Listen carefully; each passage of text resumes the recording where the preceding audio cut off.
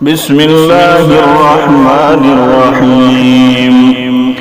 اللهم صل على سيدنا ومولانا محمد صاحب التاج والمعراج والبراق والعلم، دافع البلاء والوباء والقحط والمرض والألم، اسمه مكتوب مرفوع مشفوع ناقوس في اللوح والقلم، سيد العرب والعجم جسمه مقدس معطر مطهر منور في البيت والحرم، شمس الضحى بدر الدجى صدر العلا نور الهدى كهف